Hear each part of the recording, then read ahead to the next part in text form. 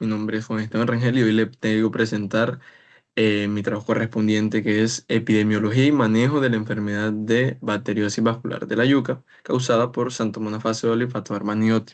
Importante manejar y saber sobre el comportamiento epidemiológico o el manejo de esta enfermedad, ya que esto es una enfermedad de las más destructivas para la yuca y se propaga o se da en condiciones como la del Caribe, en este caso en las que son más que todo tropicales y de alta humedad. Por eso es importante hablar sobre ello y aprenderemos más sobre esta enfermedad. Ok, componente que termina la epidemia, debemos primero considerar que los elementos claves son el patógeno, el ambiente favorable y un hospedero susceptible. Este son el triángulo de la epidemia, en donde pues sabemos que Santomonas fascioli maniotis es una bacteria vascular, entonces sobrevive tanto como en la superficie de la planta como dentro de los tejidos internos de la hoja. Entonces es muy persistente, esto lo hace muy persistente y junto a las condiciones ambientales se puede conservar condiciones ambientales como cuáles, entre 28 y 30 grados centígrados, humedad relativa mayor a 85 y las altas lluvias. Todo esto crea un escenario perfecto para que la epidemia se establezca y avance en ese lugar. Una fuente ahora, la fuente dinámica y ciclo de la enfermedad.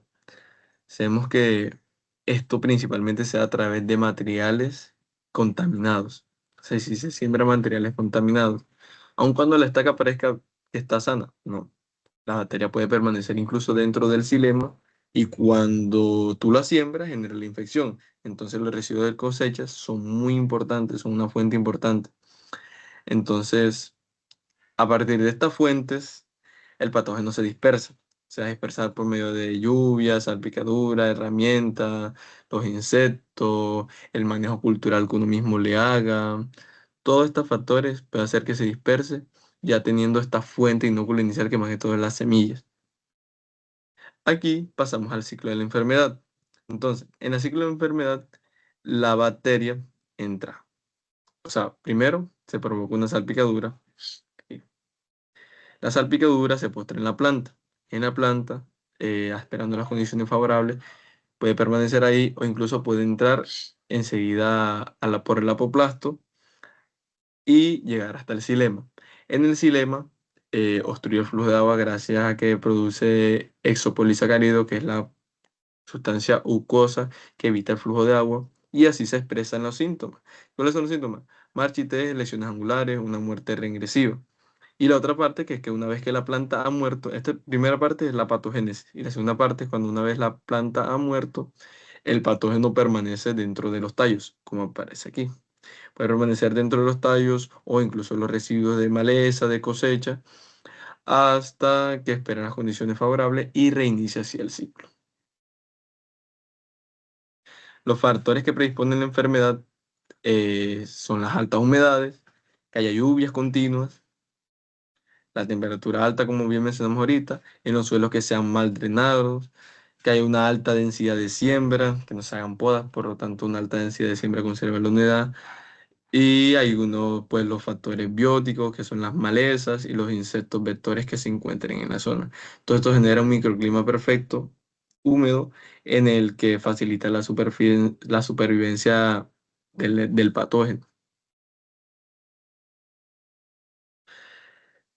Esta enfermedad es una enfermedad policíclica.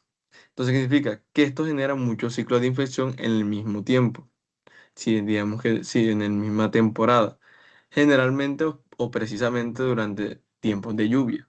Entonces, el modelo que más sigue a esto es el modelo logístico, en el que se hace un incremento al inicio, se hace una aceleración marcada y luego comienza, se estabiliza que, bueno, la fase del inicio, crecimiento primario, cuando infecta, una infección primaria, fase exponencial que se acelera gracias a las lluvias, a las condiciones ambientales, se produce el exudado y demás, se empieza a ver los síntomas, y es la estabilización que cuando muere el tejido y ya genera la muerte herencia de la planta. Hasta ahí. Ya. Para la medición y progreso de la enfermedad, para cuantificar este progreso o esta enfermedad, tenemos que utilizar la incidencia, que es lo que mide cuántas plantas presentan algún síntoma o se ve como infectada, y la severidad, que es qué tan grave o qué tan desarrollado está el daño en la planta. Entonces, en enfermedades policíclicas como esta, la frecuencia con la que aparecen los síntomas es importante, ya que sí, la velocidad con que aparecen los síntomas es importante, ya que nos pueden hacer estimar sobre la enfermedad, ya que esto, acompañado de la lluvia, genera muchos ciclos secundarios. Entonces, en un lote establecido, si establecemos un lote que tenga estacas iniciadas, estacas infectadas y hay un inicio de temporada de lluvia, supongamos que haces una siembra y entonces un ejemplo que esté del 10% puede aumentar rápidamente a un 40%. Entonces, no solamente debemos tener en cuenta esto, sino también la severidad, porque no progresa de la misma forma. La severidad puede ser afectada de una forma como más desigual. Entonces, digamos que apenas se muestran los ángulos jocosos, ahí ya se puede categorizar que está la presencia de la enfermedad, pero hay unas plantas, así como pueden haber plantas que tienen este desarrollo, hay unas plantas que estén mucho más desarrolladas. Entonces, para esto, ¿qué se debe hacer? Revisiones periódicas que permiten estimar la tasa de progreso, que suele incrementarse cuando hay humedades altas o elevadas lluvias también. Ahora hablaremos sobre el manejo integrado. Aquí aplicaremos lo que dimos en clase, que es exclusión del patógeno, reducción del inóculo inicial, disminución de la tasa del progreso del patógeno, el ecosistema, el uso racional de los insumos, entre otras cosas. Rápidamente, en la estrategia de conducción del manejo del inóculo, esto se aplicará antes de de establecer el cultivo, ya que nos favorecerá a que no llegue la enfermedad como tal a nuestro sistema productivo. Como dice usted bien, uno no apaga incendio, uno lo previene. Entonces, mantener en cuarentena el control del movimiento de las estacas. Que no vengan estacas que sean de un historial del lugar donde hubo la enfermedad. Una semilla limpia en donde haremos eliminación de cualquier semilla en donde tenga sospecha de sintomatología y que vengan en las semillas de un área certificada de producción. Todo esto son medidas bases para que el patógeno no entre. Para el manejo del inóculo inicial, vamos a eliminar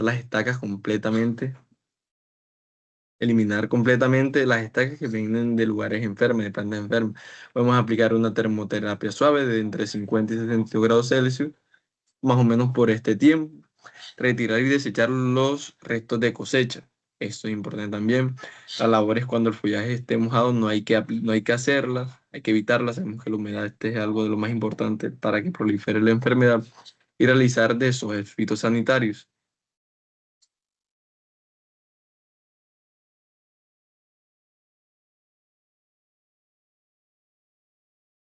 La resistencia génica tenemos que es generalmente poligénica. Esto nos va a ofrecer mayor durabilidad frente a cepas variables.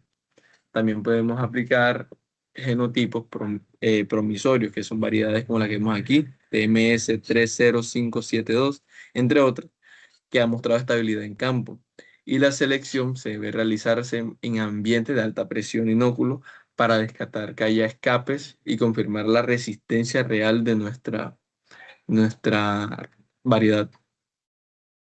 Para el manejo y reducción de la tasa de progreso, esas son decisiones importantes, pequeñas, pero que determinan bien eh, la incidencia de la enfermedad. En este caso, la época de siembra, no vamos a hacer la siembra en épocas donde haya mucha lluvia. En el inicio del invierno no se puede, tiene que ser al final del invierno.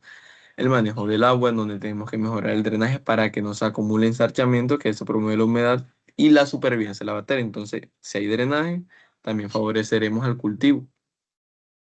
La densidad de siembra, si esta es muy alta la densidad de siembra, no va a filtrarse el viento, no va a haber aireación, por tanto se acumula la humedad. Entonces, si tenemos una densidad de siembra moderada, esta nos favorece. Una fertilización también balanceada en donde evitaremos el exceso de nitrógenos y que tampoco se disminuya el potasio, el calcio, para que así tengamos niveles óptimos las paredes celulares. En los bioreguladores naturales tenemos al Bacillus, a la Pseudomonas y a la Streptomyces, que estos generan o actúan con antibiosis. Antibiosis que generan competencia de inducción, de defensa y así reforzarán las barreras naturales de la planta. En alelopatías, biodiversidad y medios físicos, tenemos que hay cultivos de coberturas como el canabalía o el mucuna. Hay también rotación de cultivos que sea con unos que no sean hospederos. Aplicaremos también asociarlos también con maíz o leguminosas. Eso también va a favorecer a que haya mayor biodiversidad microbiana y reduciremos la supervivencia de esta bacteria, de la Xanthomonas. Y aplicaremos medio físico de termoterapia en estaca y solarización, ya que esto disminuye la epidemiología del patógeno. En aspecto de manejo integrado, podemos aplicar bactericidas, aunque esto no es lo que apunta, no es como tal lo que nosotros es la base del manejo que tenemos que aplicar. Pero hay unos compuestos que son los compuestos cúbricos o extractos botánicos en donde aplicándolo de forma moderada podemos disminuir la incidencia. También los extractos botánicos como el NIM, esto actúa como bacteriostático. Y están también aplicadores como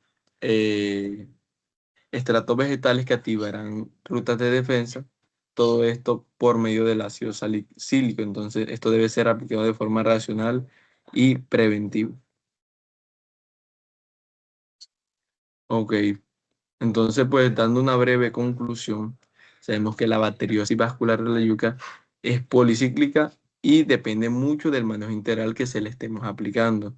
No solamente una medida, sino de todo lo que le apliquemos. Entonces, hay que prevenir la entrada del patógeno, el inóculo inicial hay que reducirlo, el microclima tenemos que tenerlo en consideración, las aplicaciones culturales que uno de como agrónomo son muy importantes. Entonces, tenemos que controlar la enfermedad. Esto es clave porque así garantizaremos la seguridad alimentaria de las regiones que dependen de este cultivo. Entonces, esto es todo con epidemiología o manejo. Muchas gracias.